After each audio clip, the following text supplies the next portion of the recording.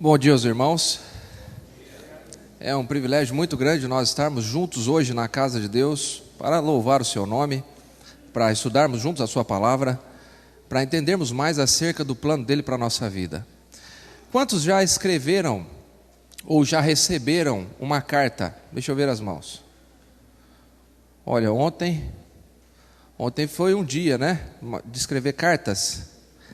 Mas hoje a carta está no passado, está uma coisa quase que obsoleta, né? Poucos escrevem cartas. Embora eu goste mais da carta do que do WhatsApp. É legal você receber um WhatsApp de alguém dizendo que gosta de você. Mas é mais legal quando você vê a letra da pessoa, parece que a letra transmite assim uma, sei lá. Agora, isso também já está passando a identificar a idade das pessoas. Concorda comigo? Porque a carta, outros meios de comunicação, por exemplo, quantos já aqui receberam um telegrama? Tem uns que ficam até receosos de levantar a mão, eu sei. O tempo passa para todos nós, viu? O tempo passa para todos nós. Eu fui no IACS ontem à noite, e uma jovem me disse assim: você se lembra de mim, pastor? Se lembro, do seu rosto não me é estranho, não. E ela disse assim: de onde? Por exemplo. Falei, eu lembro. Eu estou dizendo que eu lembro, mas não aperta muito, né? Aí ela disse: você me deu aula na 4ª série. Falei, obrigado. É um privilégio para mim. É um privilégio. E é verdade. E eu descobri que o tempo passa para todos, né? Inclusive está passando para mim mesmo. Agora, a carta, ou o meio de comunicação que você usa, seja o WhatsApp, Facebook, SMS, ele tem uma importância, que é transmitir um conteúdo. Transmitir um conteúdo. E mais importante do que o meio é o conteúdo que ele passa. A Bíblia contém diversas cartas. A maioria do Novo Testamento foram cartas escritas. E eu quero meditar com você numa destas cartas. Ao todo nós temos no Novo Testamento 27 livros. 27 livros. E destes livros, 13 foram escritos por Paulo.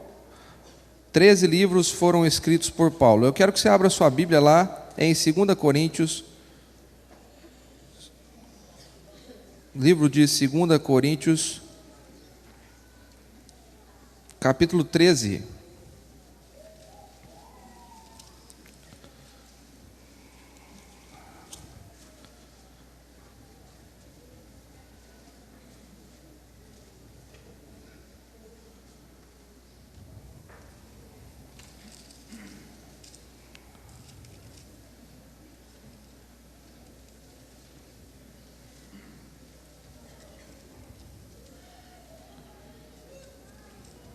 Perdão, falei segunda, mas não é. Antes de ir para 1 Coríntios, vamos lá para 1 João capítulo 1, verso 9.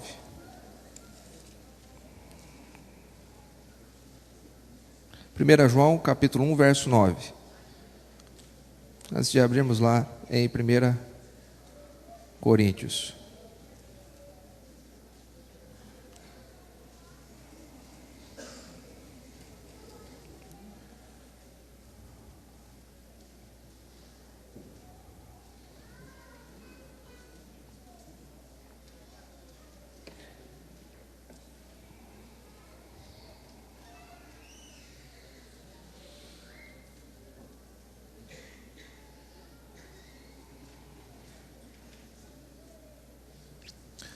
Primeira João 1, verso 9. O que diz o texto aí?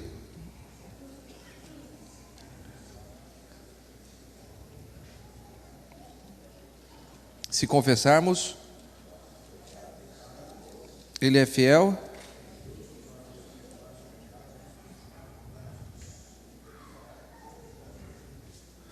e nos purificar de todos os pecados. É uma boa mensagem? Sim ou não? Maravilhosa, não é? João 3,16, que diz lá? Porque Deus amou o mundo de tal maneira que deu seu Filho unigênito para que todo aquele que nele crê não pereça, mas tenha vida eterna. É uma boa mensagem? Maravilhosa. Isso pode estar escrito numa telha, pode estar escrito num pedaço de papel, num couro, aonde quer que esteja escrito. O conteúdo é extraordinário. Agora eu quero que você abra sua Bíblia para o texto base, que é 2 Coríntios capítulo 3.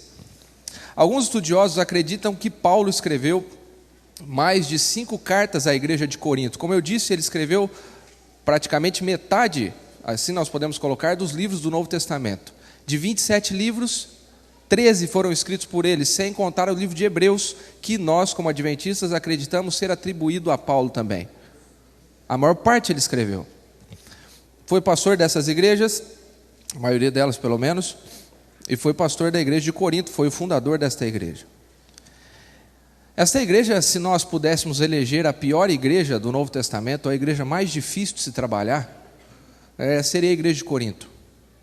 Era uma igreja na região portuária, enfrentava diversos problemas internos, pecados, além de algumas situações que Paulo teve que lidar. Alguns judeus que estavam chegando lá para colocar aqueles que Paulo havia trazido para Cristo contra o próprio Paulo. E aí Paulo diz o seguinte, capítulo 3, a partir do verso 1. Começamos, porventura, outra vez, recomendar-nos a nós mesmos? Ou temos necessidade, como alguns, de cartas de recomendação para vós, ou de vós? Naquele período, e até alguns anos atrás, na nossa igreja mesmo, quando um pregador de outro lugar vinha, ele trazia uma carta de recomendação. Tem alguém que lembra desse período da história da igreja aí? Não levanta a mão, não. Não pode levantar, estou brincando. Mas já denunciou a idade.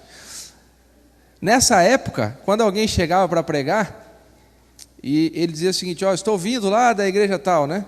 E ele trazia uma carta. Não tinha como você ligar para saber se era mesmo quem dizia que era. Apresentava aquela carta. Nos tempos bíblicos havia essa prática, alguns pregadores levavam cartas. Mas agora a igreja de Corinto parece estar dizendo assim, Paulo, cadê a tua carta para pregar aqui para a gente? Porque foi o que alguns pregadores que chegaram com cartas de autorização disseram, mas Paulo tem autoridade para pregar entre nós? E aí, Paulo diz isso aqui, olha, verso 2, vós sois a nossa carta, escrita em nosso coração, conhecida e lida o quê? Por todos os homens. E o verso 3 diz mais, já manifestos como carta de quem? De Cristo. Para mim esse foi um grande insight de Paulo. A partir de uma acusação, ele tira uma ideia que é a ideia que eu quero trabalhar com você nesta manhã. Você e eu somos cartas, ou um meio de comunicação, ou que transportamos conteúdo, podemos dizer assim. Agora eu quero fazer uma pergunta bem direta, o que as pessoas leem na sua vida? Quando olham para você, o que elas veem? Quando as pessoas olham para você, para a tua história, para o que você é, o que elas veem? Eu gostaria que ao sairmos daqui hoje, pela graça de Deus, qualquer um que olhar para nós possa ver Cristo. Agora, eu quero pelo menos dividir com você 3 coisas que as pessoas deveriam ler ao olhar para nós. 3 coisas. Tem muitas, você pode colocar outras. Mas 3 que para mim não podem faltar, que resumem a ação da graça em nosso coração. A primeira delas nós já lemos lá, pelo menos a mensagem. 1 João 1, verso 9. Se confessarmos os nossos pecados, Ele é o quê? Fiel e justo para nos perdoar o quê? Os pecados. A primeira delas, perdão. Agora eu faço a seguinte pergunta: existe algum pecado imperdoável?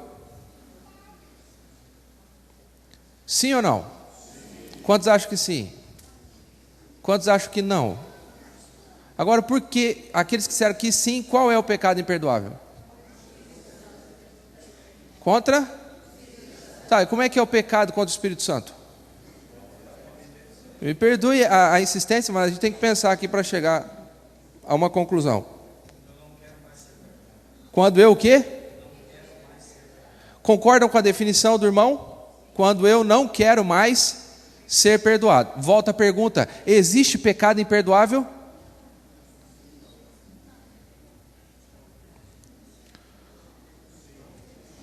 Qual que é o pecado imperdoável?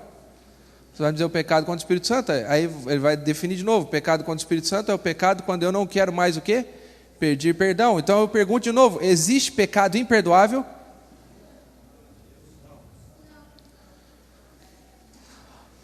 Existe pecador que não quer pedir perdão.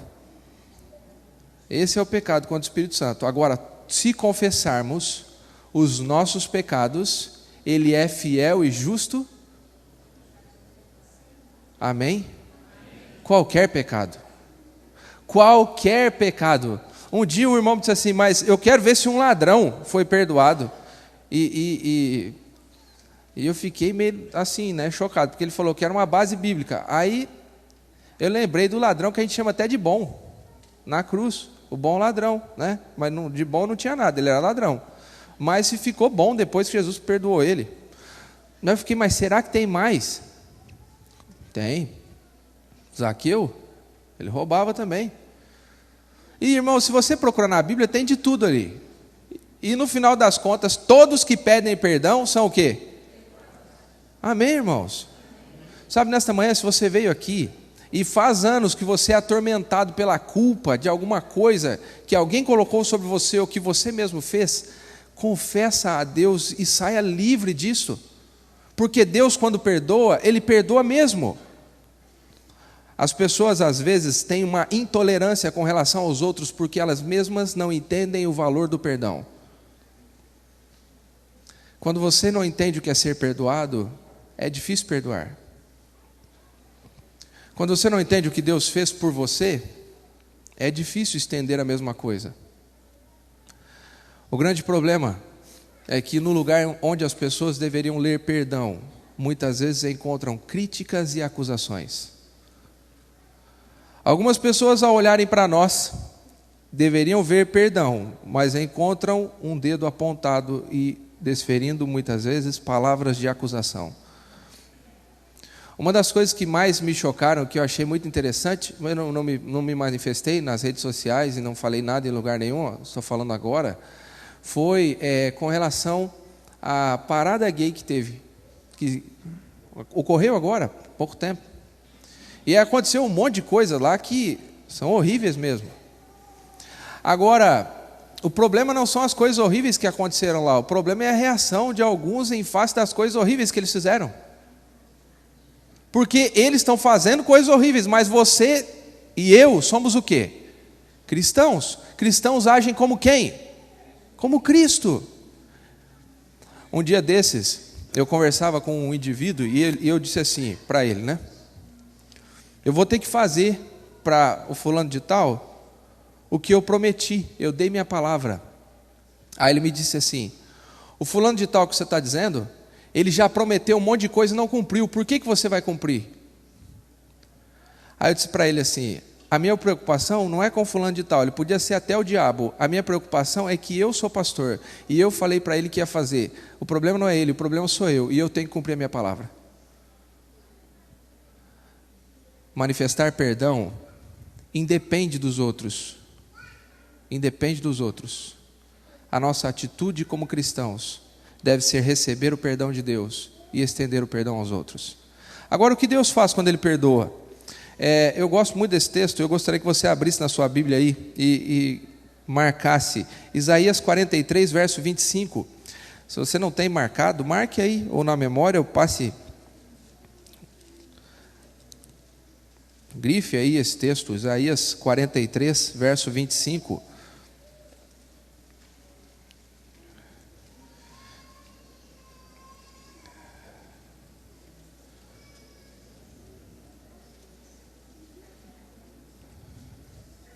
Isaías 43, verso 25. Veja o que diz o texto.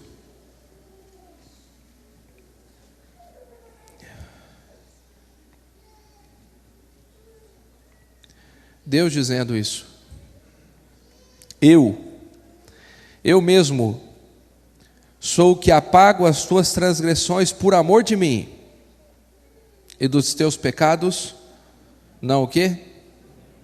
Não me lembro. Deus perdoa e perdoa por completo. É bonito isso que eu estou dizendo?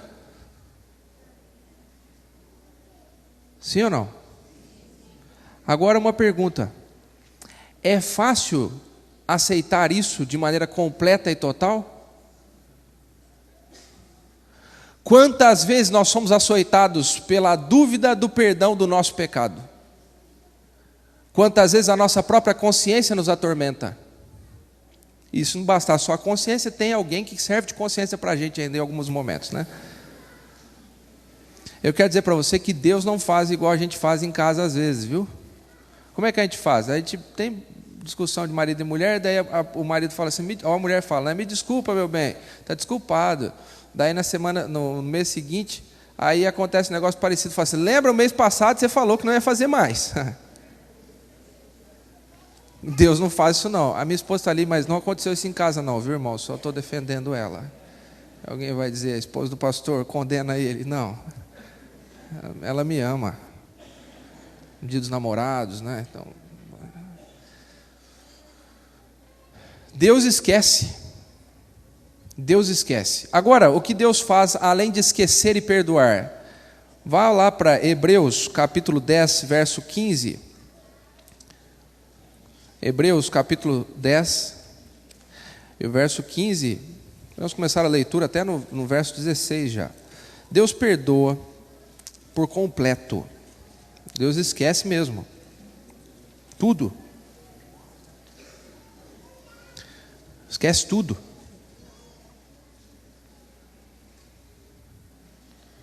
Esquece tudo.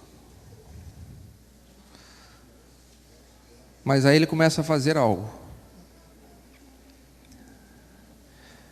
Ele faz o seguinte: esta é a aliança que farei com eles depois daqueles dias, diz o Senhor. Porei no seu coração o quê? E sobre as suas mentes, ou sobre sua mente, farei o quê? E sabe que ele reforça o que eu disse no início, verso 17. Também de nenhum modo o quê? Me lembrarei dos seus pecados e das suas. Por quanto tempo? Se você for lá para 2 Coríntios capítulo 2, aliás, capítulo 5, verso 17, diz assim: aquele que está em Cristo é novo o quê?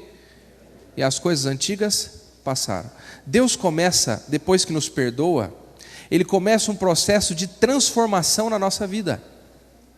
Ele começa a lapidar o nosso ser e tornar semelhante com Ele. E isso é um processo que acontece de dentro para fora, não de fora para dentro. E eu fiz uma pesquisa científica para constatar isso. E eu vou dizer para você como é que foi minha pesquisa empírica. Eu fui lá, experimentei, fiz e posso reproduzir de novo se alguém tiver dúvida. Eu peguei o meu cachorro, eu tenho um cocker, né? Porque em algumas pessoas, e eu não discordo disso, diz que você tem que pregar e usar sempre terno e gravata. Eu acho que pode ser assim. Tanto que eu estou usando terno e gravata, mas eu acho que você pode pregar sem terno e gravata também, concorda? Tá, mas eu concordo que pode usar também. Tá, mas eu peguei meu cachorro, porque tem gente que diz que não dá para ser sem terno e gravata, e o terno e gravata tem um poder mágico. Eu peguei o cachorro, né? Um cocker, orelha comprida, assim, coisa mais linda. Peguei meu terno, vesti ele, coloquei a parte do blazer, coloquei uma gravata nele, e coloquei ele na sala e disse assim: prega. Aí ele fica assim: prega, tio. Senta, meu filho, prega. Mudou nada. Eu falei: ele vai comer esse terno meu se eu não tirar dele. Ele continuou de terno e gravata sendo o mesmo cachorro. Eu constatei que o fato de mudarmos a roupa de alguém não muda a essência do que ele é. E se terno e gravata tornasse a pessoa um cristão, Brasília estava cheio deles.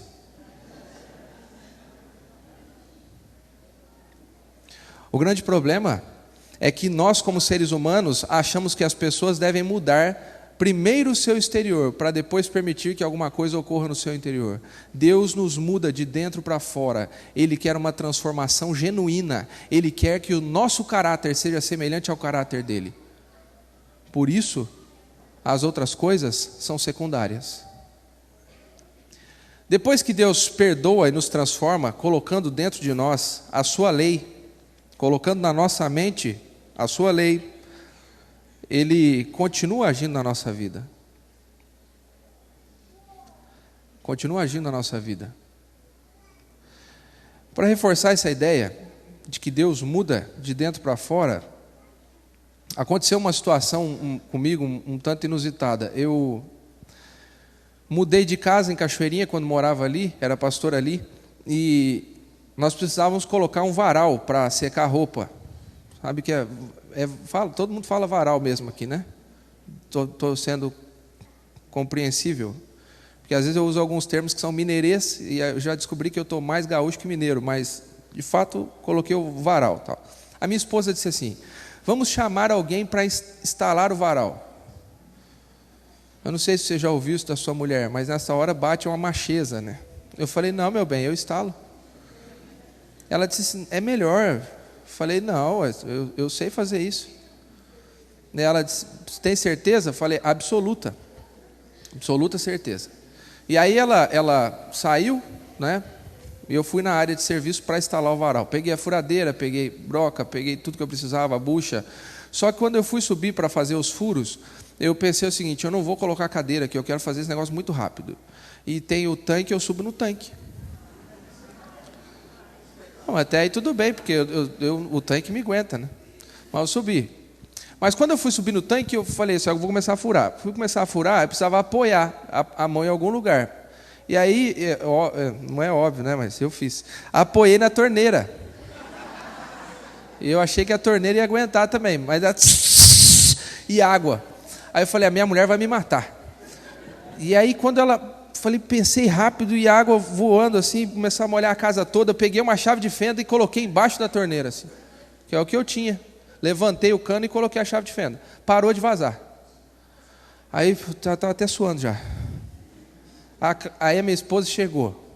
Falou: se aconteceu alguma coisa? Eu falei: não, amor, eu estou secando aqui, aproveitando para limpar o chão e tal. Tudo bem. E o varal? Falei: depois eu vou terminar. Agora eu estou pensando num outro material que dá para colocar ali, mas fica tranquila, viu? Deixa aqui que eu vou arrumar tudo. Vamos a Porto Alegre, que eu preciso comprar umas coisas. Vamos. E a chave de fenda lá é tudo seco, tudo tranquilo. Aí, irmãos, viemos a Porto Alegre.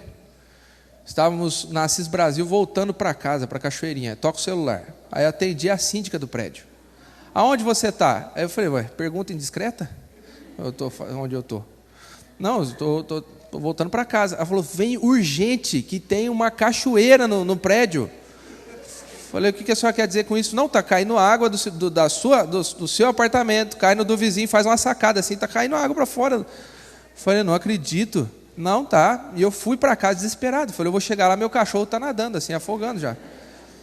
E a minha mulher falou: eu não falei? Falei: calma, bem, não falei.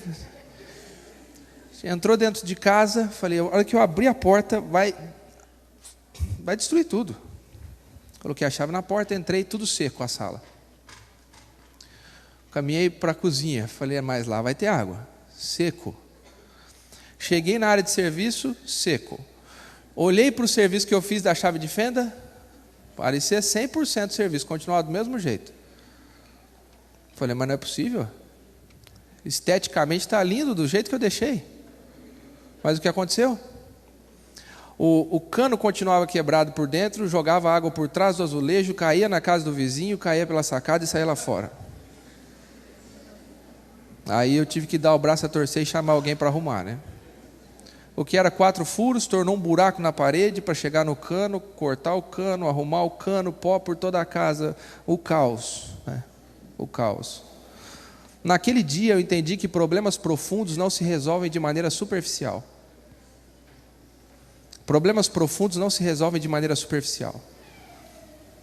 Quando nós estamos lidando com o pecado, Deus precisa quebrar, entrar dentro do que nós somos em essência e transformar por completo a nossa vida. Naquele dia, Eu fiz isso. Melhor, paguei para fazer. Quebrar a parede. Deus, nesta manhã, quer entrar dentro de você e transformar você por completo, além de perdoar você. Além disso, há algo mais que Deus nos dá. Segunda Pedro capítulo 3, verso 13. A terceira coisa que eu acho que as pessoas deveriam enxergar em nós, ler na nossa vida. 2 Pedro 3, verso 13.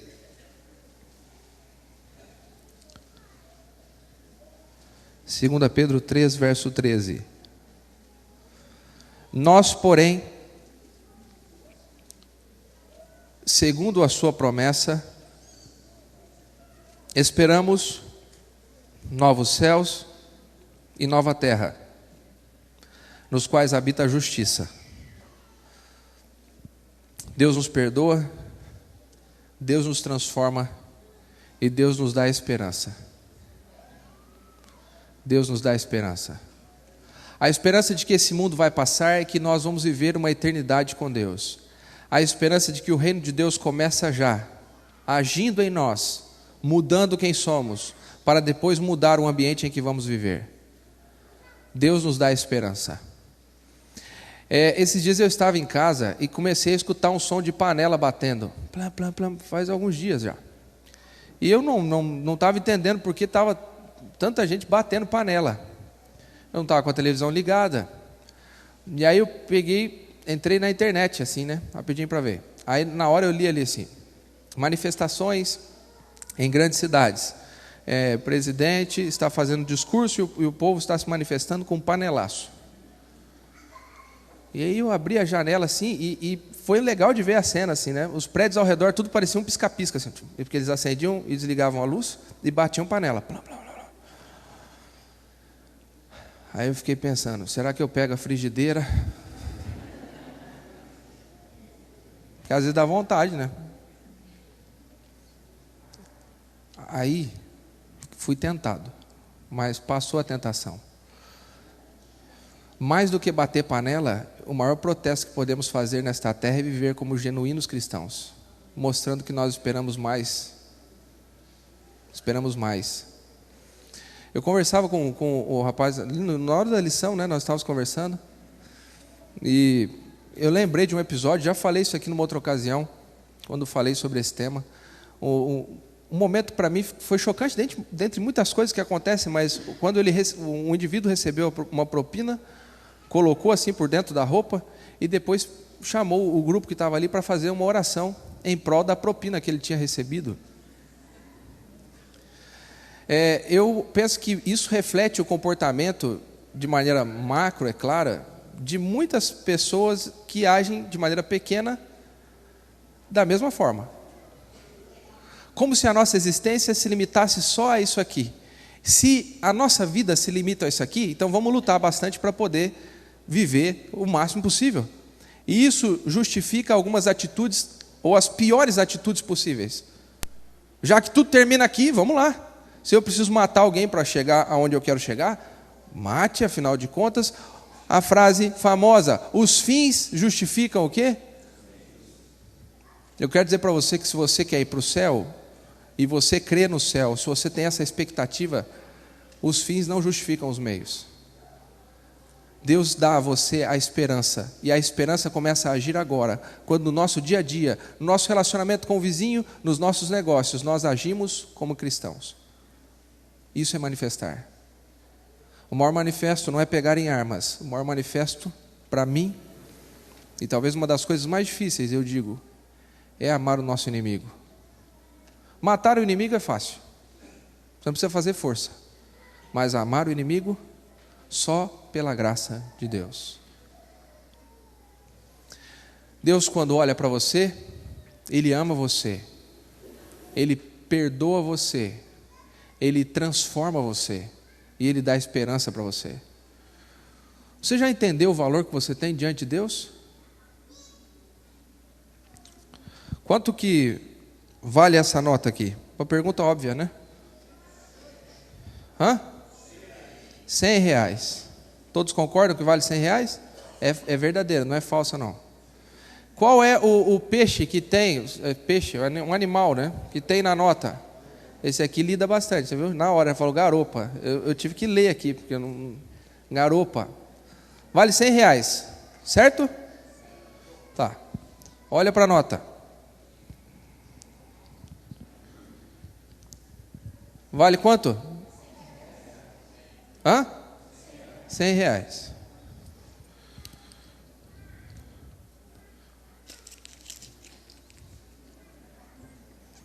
Vale quanto?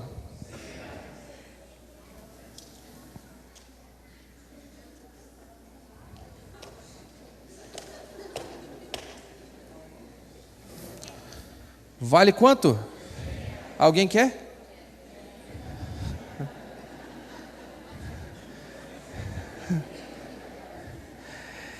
É interessante que ela, amassada, pisada, continua valendo o quê? Eu quero dizer para você que o valor que Deus atribui a você, não interessa o que as pessoas fazem, podem amassar você, podem pisar em você, não interessa o estado que você se encontra, Deus olha para você e ainda lhe atribui o valor do sangue do seu filho. Nesta manhã, Deus está chamando você para que Ele faça na tua vida uma grande obra. Alguns já estão na jornada da fé. Eu gostaria que, pela graça de Deus, você completasse a carreira. Como é que faz quando enrosca aqui? Isso aqui é uma tentação, né?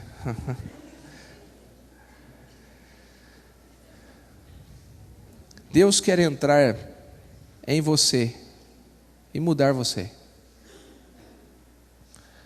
A gente está falando aqui de uma mudança por completo, de assumir o controle da história. Quantos nesta manhã gostariam de dizer: Senhor Deus, eu quero que o Senhor tome a minha vida, que o Senhor ofereça para mim o seu perdão, porque eu aceito, eu quero ser perdoado, eu quero ser transformado, e eu quero que os meus olhos brilhem com a esperança que só o Senhor pode me dar. Eu gostaria de ver suas mãos. Amém por isso. Deus seja louvado. Nós vamos ouvir agora um quarteto, e ele vai cantar uma música, e o coro dessa música diz: eu vou prosseguir. Eu gostaria que, se você, no momento de oração, de reflexão, deseja prosseguir nessa jornada, ou quem sabe iniciar os primeiros passos de fé hoje aqui, que você se coloque em pé, e no final eu quero orar por você.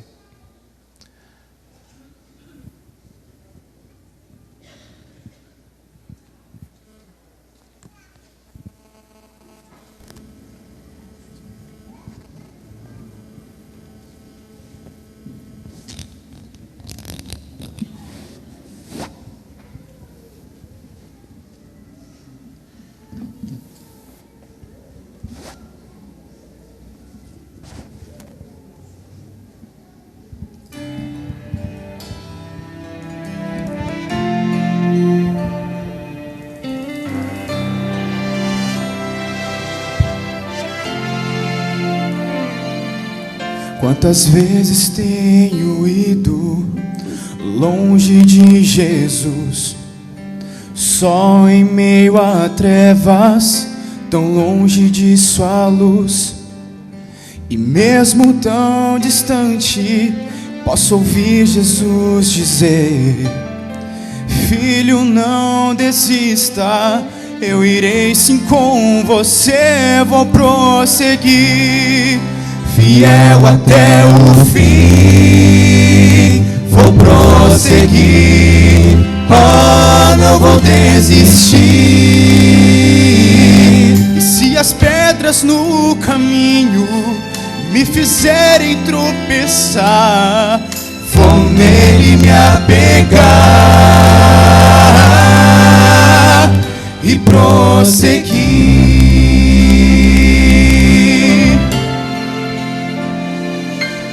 O inimigo sempre lança seus dardos contra mim, lembrando as minhas falhas e o quanto fraco eu sou. Então eu me ajoelho e recebo mais poder. Então eu sigo em frente, disposto a vencer. Vou prosseguir, fiel até o fim. Vou prosseguir, oh, não vou desistir. E se as pedras no caminho me fizerem tropeçar, vou nele me apegar e prosseguir.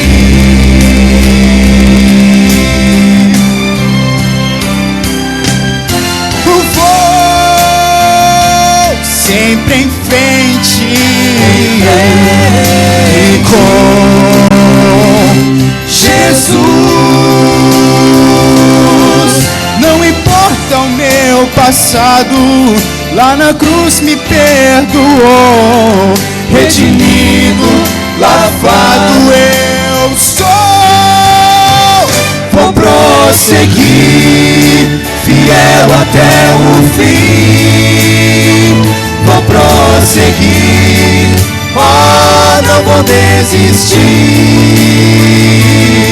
E se as pedras no caminho me fizerem tropeçar, vou nele me apegar e prosseguir.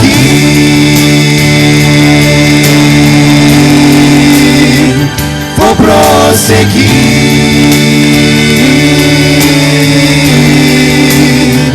Vou prosseguir.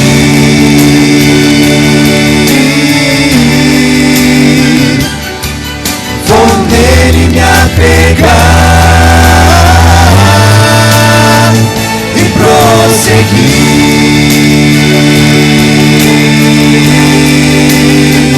Vou prosseguir.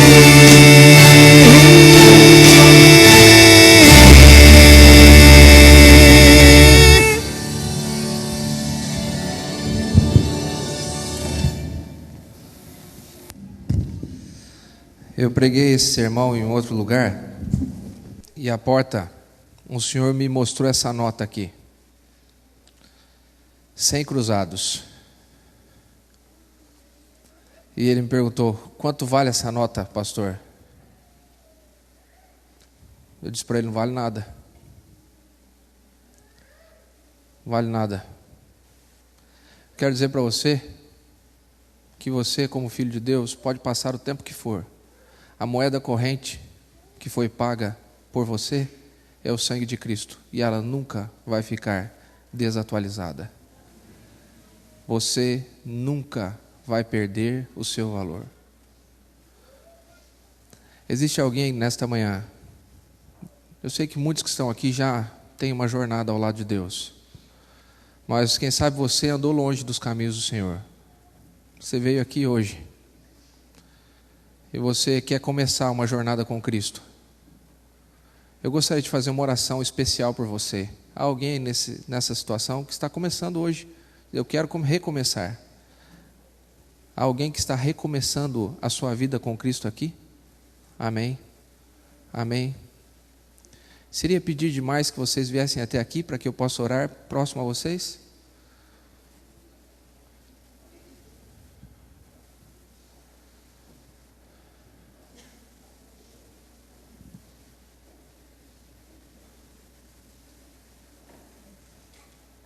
Deus te ama de uma forma tão intensa e tão profunda que só a eternidade vai revelar a grandeza, a profundidade e o tamanho do amor de Deus.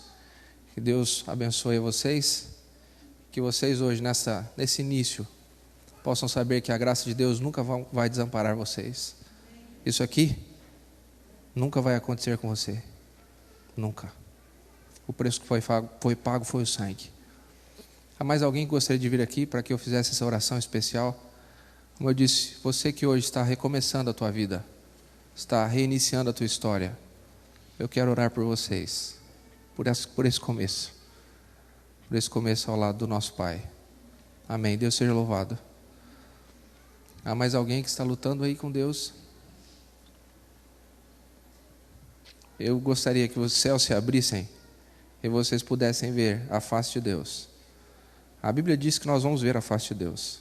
Você veria um sorriso e os braços abertos, assim como os braços de Cristo estavam no dia que Ele morreu por vocês. Feche seus olhos, vamos falar com Deus. Senhor nosso Deus, muito obrigado, porque o Senhor enviou o seu Filho a esta terra, e a morte de Jesus perdoa qualquer pecado que levemos diante do Senhor. Eu te agradeço porque nesta hora, ao confessarmos os nossos pecados diante do Senhor, nós podemos sair plenos de certeza de que o Senhor nos perdoa e nos purifica de todo pecado. Muito obrigado, Pai, porque a Tua graça, ela não só age em nós nos perdoando, mas ela nos transforma à Tua imagem e semelhança.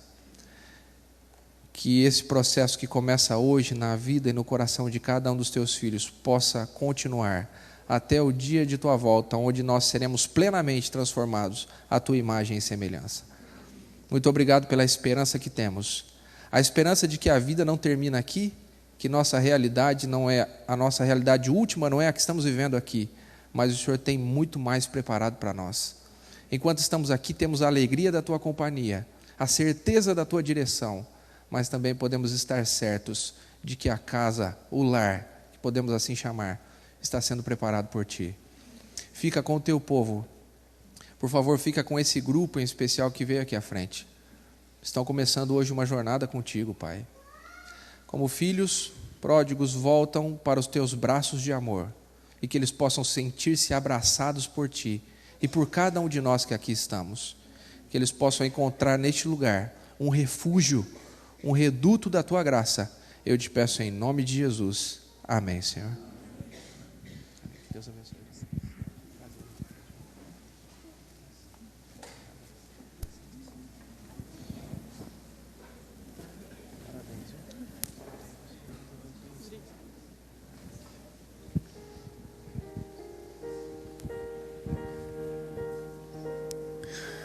Nós vamos nos despedir cantando o hino 602. Você pode se colocar em pé para cantarmos juntos.